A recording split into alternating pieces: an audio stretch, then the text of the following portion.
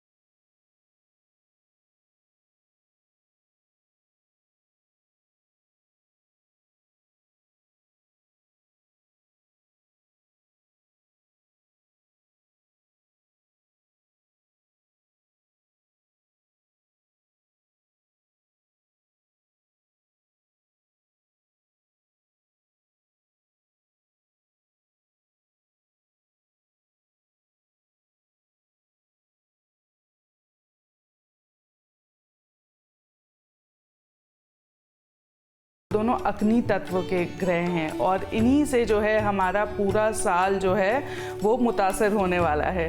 तो मांगलिक कार्यों के लिए आप तैयार हो जाइए। देखिए, विस्तारीकरण का ये साल है। इस साल की शुरुआत जो है गुरु और मंगल के वक्री होने से शुरू हो रही है। और जब भी ऐसे दो बड़े ग्रह वक्री होते हैं तो उनका जो फल होता है वो बहुत प्रबल होकर हमको वो मिलता ज़रूर है। साल की शुरुआत जो है आर्थिक रूप से सुदृढ़ होती हुई मुझे दिखती है कि वो काफ़ी मजबूत स्थिति साल के पहले 3 महीनों में जो है वो बनी रहेगी। खास तौर पे जब मार्च के महीने में बस आपको अंत में जो है अप्रैल में थोड़ा ध्यान देने की ज़रूरत रहेगी, जब 6 बड़े ग्रह जो हैं मीन राशि में जाएंगे। पिछले बीते साल 2024 में आपके काम अटके रह गए, अब वो समय आएगा कि वो स्थिति हट जाएगी, वो स्थिति खत्म होगी और नई स्थिति की शुरुआत होगी। एक नए दौर का आगाज होगा 2025 में। जुलाई और अगस्त के महीने में जब मंगल और केतु की जो युति है वो सिंह राशि में हो रही होगी, तो बहुत सी राशियां ऐसी होंगी जिनको अपनी वाणी पर संयम रखना होगा। तो बहुत सी राशियां ऐसी होंगी जिनको बहुत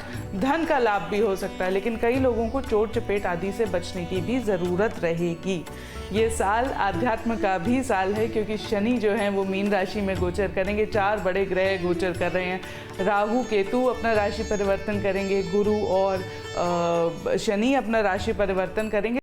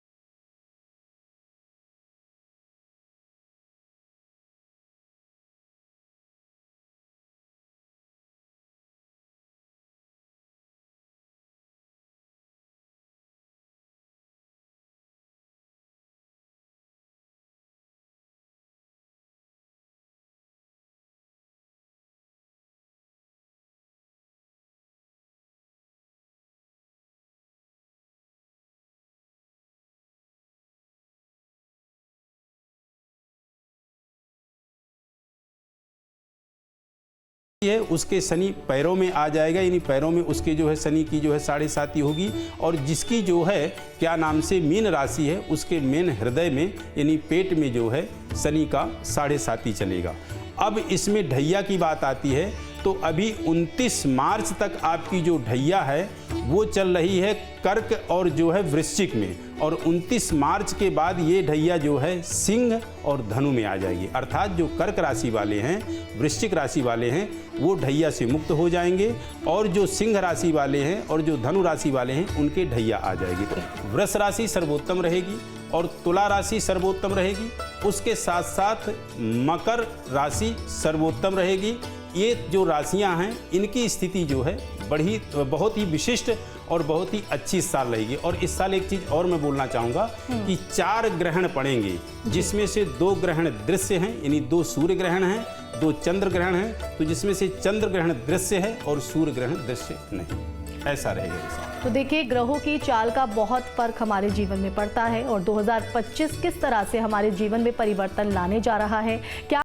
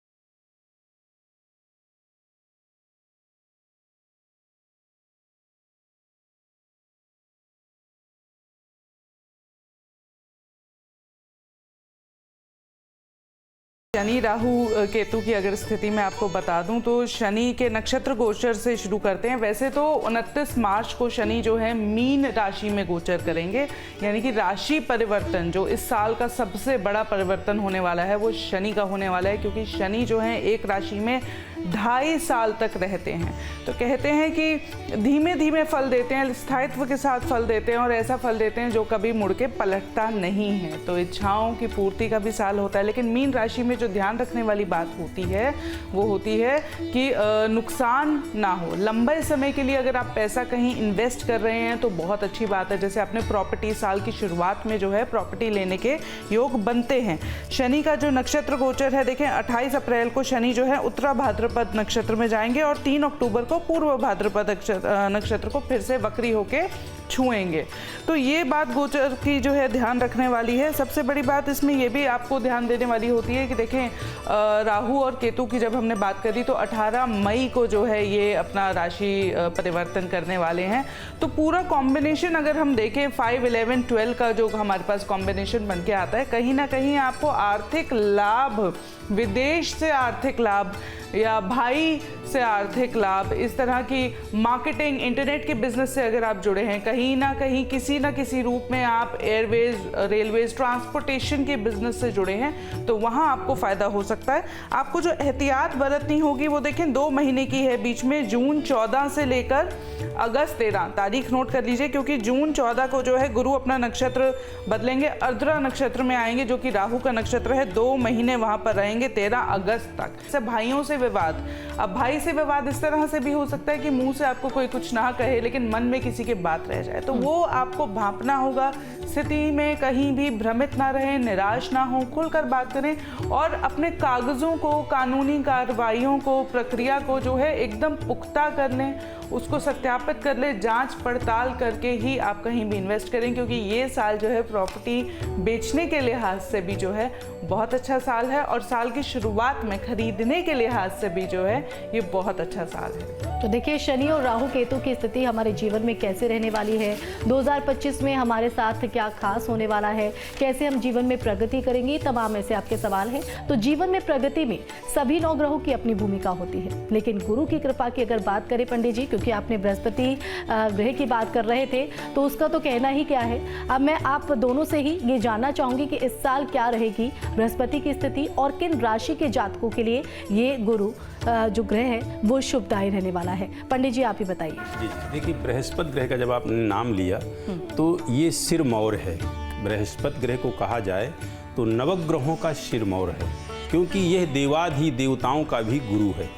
ठीक, और बृहस्पति ग्रह इतना सौम्य है, जिस ग्रह का जो है स्वभाव ही साधु स्वभाव है, वो कभी भी किसी भी पोजीशन में अरिष्टता तो प्रदान करता ही नहीं है। क्योंकि साधु के पास यदि आप जाएं तो कोई गलती भी हम कर दें, किसी प्रकार का हमसे कोई त्रुटि भी हो जाती है, तो भी साधु में सदैव क्षमा करने की जो है क्षमता होती है, उसमें कोई कभी आवेश और क्रोध की स्थिति तो होती नहीं। उसी प्रकार बृहस्पति ग्रह की स्थिति है।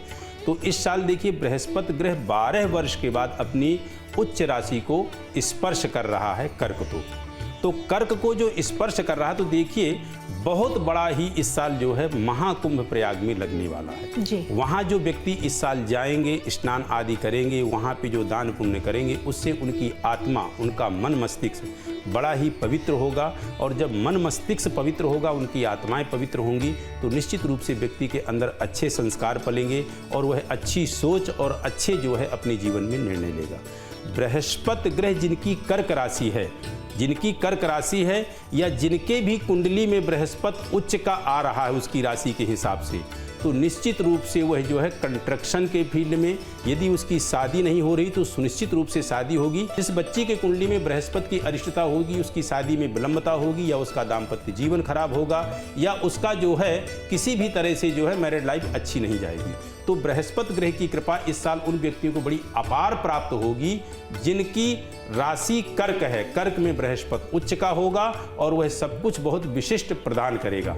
उसके साथ साथ यहीं पे बात जो आपने कही अन्य ग्रहों की, तो मैं बता दूं कि इस साल की जो शुरुआत है, यानी राजा इस साल आपका सूर्य है और मंत्री भी सूर्य ही है, दोनों वही है। और सूर्य के विषय में कहते क्या है, तनुस्थो रविस्तुंग यष्टिम विधत्ते मनः शंत कुब्दार दाया दबरगात। अर्थात जो सूर्य होता है वह एक नायक और राजा को बलिष्ठ करता है। तो इस साल सत्ता में परिवर्तन होंगे, उलटफेर होंगे, काफ़ी चीज़ें होंगी, लेकिन नायक को बलिष्ठ करेगा। कहने का तात्पर्य कि जो हमारे देश का नायक है, जो सरकार को जो पूरे देश को चला रहा है, उसमें एक विशेष जो है सूर्य की कृपा होगी और वह अग्रिम पोजीशन पे जो है अपने नाम को ख्याति करेगा, अपने आप की वो फेमसता विशिष्ट करेगा। बिल्कुल। तो देखिए गुरु की कृपा के बारे में हम जान रहे हैं हमारे खास मेहमानों से, और दीजिए आपका रुख कर लेते हैं। गुरु की कृपा आपके नज़रिए से क्या कुछ कह रही है? देखिए गुरु की कृपा इस तरह से मुझे होती हुई दिखती है कि 2024 में यूं तो वो संचित धन की राशि से गोचर कर रहे थे और साल की शुरुआत में वक्री होकर वहीं रहेंगे, लेकिन बहुत लोगों का धन जो है अधिक, उनका व्यय ज़्यादा बढ़ गया, कहीं ना कहीं धन का जो खर्चा है वो बहुत ज़्यादा हुआ। लेकिन अब वो समय लग रहा है, मार्च तक का समय, जो मुझे लगता है अगर आप इसका उपयोग कर पाएँ बेहतरीन ढंग से तो आप बिल्कुल कर सकते हैं। देखें इस साल सबसे पहले तो गुरु की स्थिति समझ लेते हैं कि 14 मई को वो मिथुन राशि में गोचर करेंगे, 18 अक्टूबर को वो कर्क राशि में जाएंगे और उसके बाद वापस मिथुन में आएंगे दिसंबर 5 को।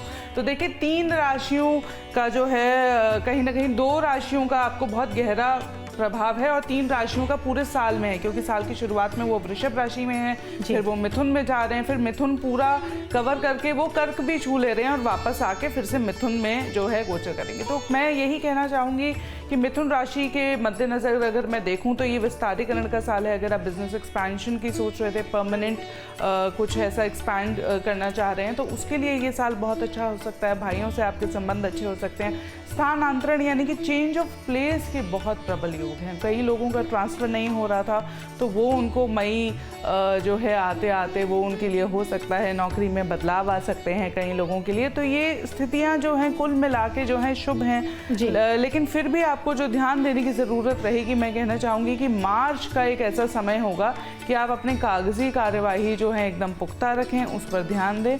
उसके अलावा जुलाई अगस्त का एक ऐसा महीना है जहाँ पर आपको किसी भी वाद विवाद से बचना होगा। इस तरह की स्थिति उत्पन्न हो सकती है कि आप बहुत ज़्यादा उत्तेजित होकर लड़कर जो है कुछ सिचुएशन जो है वो छोड़ दें।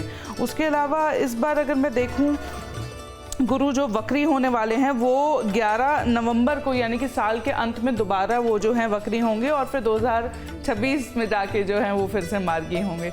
तो बहुत ही प्रबल ग्रह संयोग है। और 8वें भाव में भी अगर साल के अंत में देखूं तो मंगल वहाँ पे गोचर कर रहे होंगे। तो मंगल और गुरु की जो स्थिति बनती हुई है वो कहीं आपको इस तरह से आपकी जो सिचुएशन है वो खत्म करती है कि जो नई सिचुएशन बनेगी उसमें आपको आर्थिक लाभ है, बशर्ते ये कि आप अपने गुस्से पे काबू रखें, अपनी सेहत का ख्याल रहें। इस साल जो है आप लोगों के लिए जिमिंग करना, एथलेटिक्स या किसी भी तरह के स्पोर्ट्स या व्यायाम या योग की क्रिया से जुड़ना जो है आपको वाकई में बहुत लाभान्वित करेगा। अध्यात्म से भी जुड़ा हुआ ये साल है क्योंकि धनु राशि को जो है उन पे सप्तम दृष्टि होगी।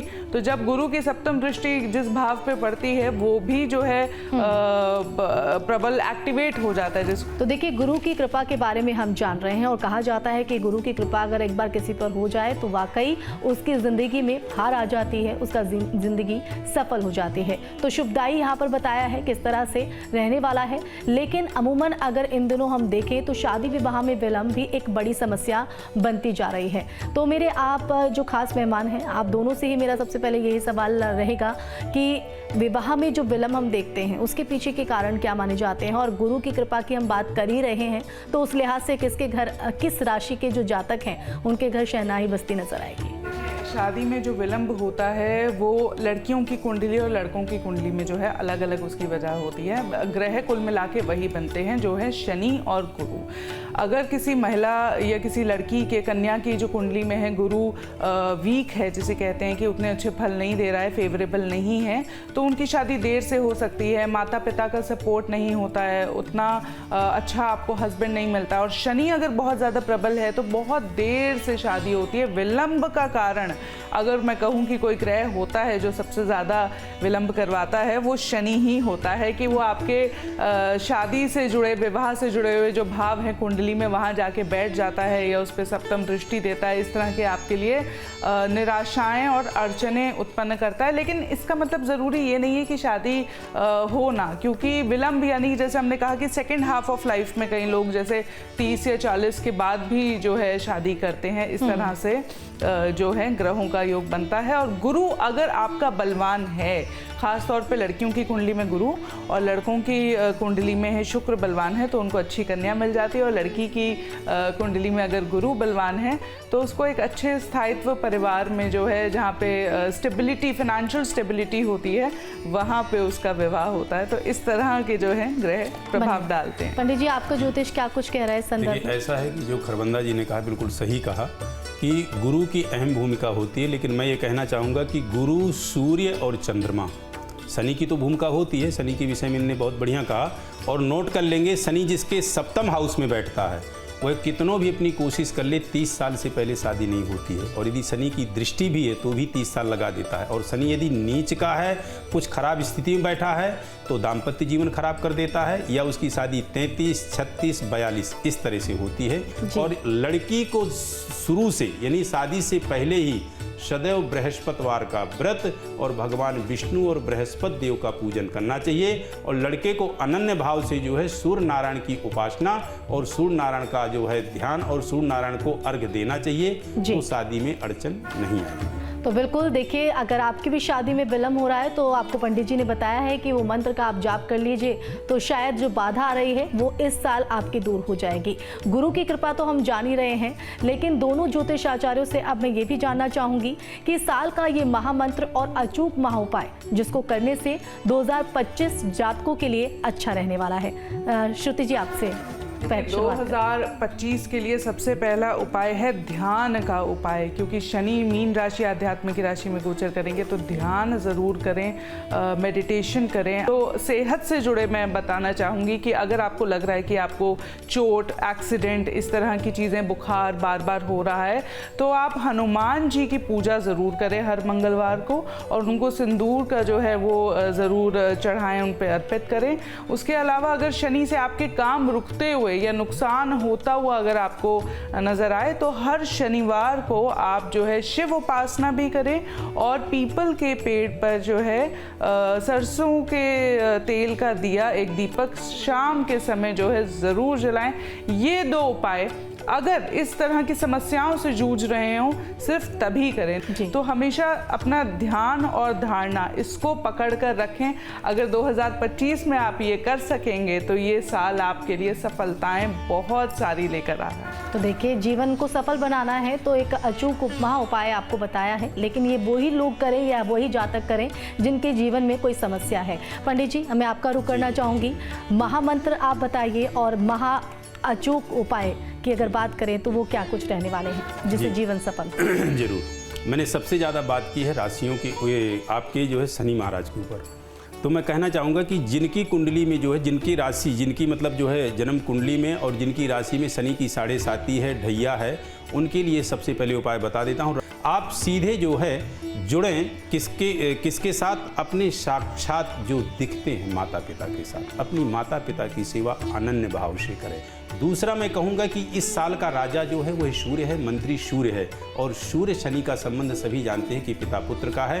तो भगवान सूर्य नारायण को अर्घ देना ना भूलें। तांबे के पात्र में गुलाब का फूल डाल के, गंगा जल डाल के और गुड़ डाल करके भगवान सूर्य नारायण को मंत्र दें। और मंत्र है ओम एहि सूर्य सहस्रंसो तेजो रास जगतपते अनुकंपय माम भक्त्या ग्रहणार्घ्यम दिवाकरा। यह मंत्र नहीं आता है तो गायत्री मंत्र से दे दें। गायत्री मंत्र भी नहीं यदि आता है तो ओम घृं घृणि सूर्याय नमः इस मंत्र से दे दें। कलौ चंडी विनायको, कलयुग में जो सबसे ज्यादा फलीभूत होती है पूजा, चंडी माने भगवती दुर्गा, विनायक माने गजानन गणेश कलयुग में। तो भगवती का और गणेश का छोटा सा मंत्र है। भगवती का मंत्र ओम ऐं ह्रीं क्लीं चामुंडाय विच्चे, यदि ना हो सके ये तो ओम दुर्गाई नमः। और गजानन गणेश का मंत्र बहुत ही छोटा है, ओम गं गणपतये नमः। और इस तरह से आप करें, निश्चित रूप से 2025 आपका बहुत अच्छा जाएगा, इसमें कोई संदेह नहीं। तो देखिए, महामंत्र और अचूक महा उपाय आपको पता चल गया है, बस आप अपने जीवन में इसको अपनाइए और इस बार 2025 के नए साल को अपने लिए खास बनाइए और अपने जीवन को सफल करिए। बहुत बहुत शुक्रिया आप दोनों का ही इस खास कार्यक्रम में हमारे साथ जुड़ने के लिए और दर्शकों को जीवन का मंत्र बताने के लिए। तो आज के इस प्रोग्राम में बस इतना ही। सभी के लिए नया साल 2025 शुभ हो, कल्याणकारी हो, मंगलकारी हो। नमस्कार।